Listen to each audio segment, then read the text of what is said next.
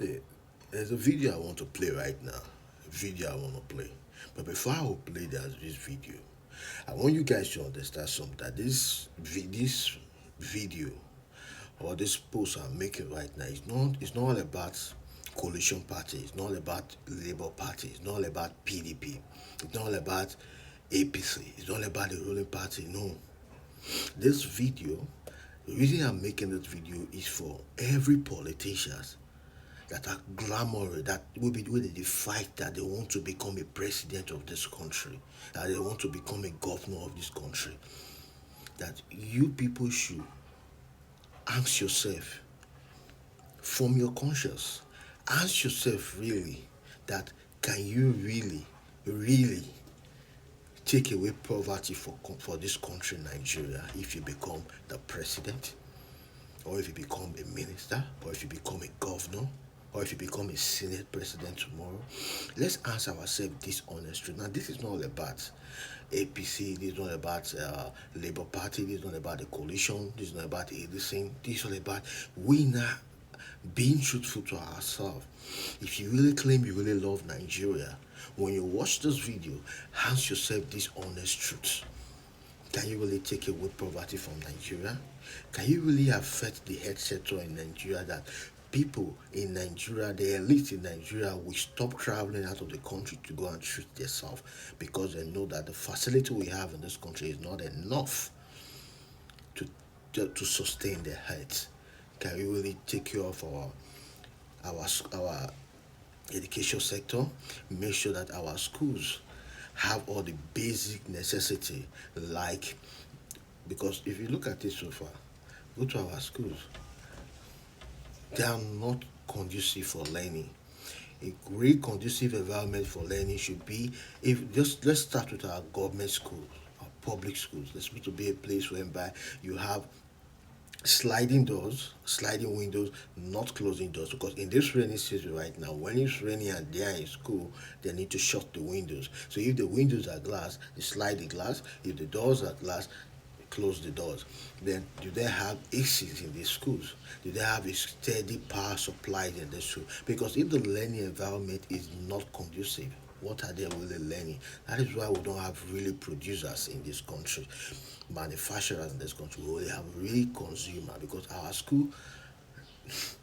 Most reason I didn't even talk when this teachers were going on strike, because you people can easily go on strike when it comes to your salary, but you cannot go on strike when it comes to the welfare, the place, the conducive environment of the student. You cannot go on strike to say that the syllabus that are using for the student right now is outdated. They need something that is productive, something that can make these children live real life in the future. You people will not go on strike on that, but you only go on strike when you feel like your salary is threatened. I don't want to divert. It is a video I want to play. I want our politicians to watch this video. Probably you people saw this video, you were there, but you didn't listen to what this man was saying, this Hemi or whoever was saying. You said a lot. But because that was not you people attention, all you people want is to carry the crowd, let people see that you are pulling the crowd. You can pull the crowd, but ask your conscience, can you really give Nigeria what Nigeria is looking for?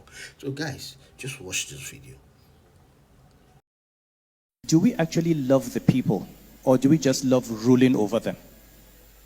Do we actually love Nigerians as human beings? You can say, I love Nigeria. What is Nigeria? We have been living with inflation of over 30%. For how many years? So imagine someone who is just able to afford 2 square meals a day, and the price of food doubles every 2 years. By now, he has starved to death. The reality about poverty in Nigeria is that many of the elite really do not even know what poverty is. A lot of the time we talk about these numbers. The example the professor gave was a very potent example. In all my life as an economist, as a banker, as a governor of the central bank, I looked at these numbers. X% of Nigerians living on less than $1 a day. X% of Nigerians in multidimensional poverty. And the numbers are bad, but you don't know how bad they are until you actually go and look into the eyes of poverty. The case of that lady was an eye-opener for me. I did not know poverty until I became an emir. When you actually go to a village, see the water they drink, see the house they live in. When you're told there's a primary school in a village and it is a 2-classroom school without a roof and without a teacher. When you see malnutrition and you see their children, how they look, then you understand what poverty is. And the reality is, even the poverty we see in the urban areas in Kano or Lagos is nothing. It is nothing. You actually have to go where the majority of our people live to know what poverty is. So the first question I think we have to ask ourselves as leaders, not just the political leaders, all of us, is, do we actually love the people, or do we just love ruling over them?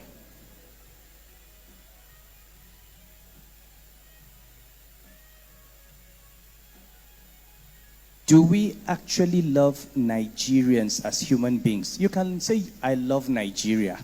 What is Nigeria? It's the people who live there. What are our priorities? Many years ago when I was in banking, the president of the World Bank came and he had a town hall meeting. I think it was in the Sheraton or the Hilton. And he said he wanted to meet for a change ordinary Nigerians. And a gentleman, when it came to QIA, a gentleman from Kogi asked a question. It was an interesting question. He said, look, the village I live in, there is a river that we have to cross when it is not rainy season because there's no bridge. The only reason I made Abuja is that it's dry season and I could walk through that river to go and get a car. But my surprise is I came to Abuja and I saw so many bridges and there's no water. It was a profound statement. We build overheads and underpasses for ourselves, we build skyscrapers, and we think we are developing. Meanwhile, people cannot come out from their village to go to hospital. Pregnant women cannot get antenatal care. There is no concern, there is no investment in emergency services. Just yesterday, 115 people died in Mokwa from floods. So, I think we should come back to that basic question, do we love the people? Because if we do, they will not be uneducated. If we do, they will not be malnourished. If we do, they will not die hungry. These statistics have no meaning unless, this is the only country where you say inflation of 25%, 30%, and it's like saying it rained yesterday. At 18% inflation, the price of everything doubles every 4 years. 18. We have been living with inflation of over 30%. For how many years? So imagine someone who is just able to afford 2 square meals a day and the price of food doubles every 2 years. By now, he has starved to death. And finally, for all those who are saying, oh, we have to be careful before the country, before we get into a crisis, please wake up.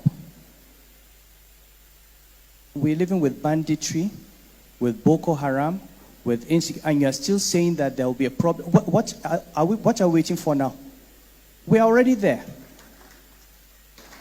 We are already in crisis. So please, let's stop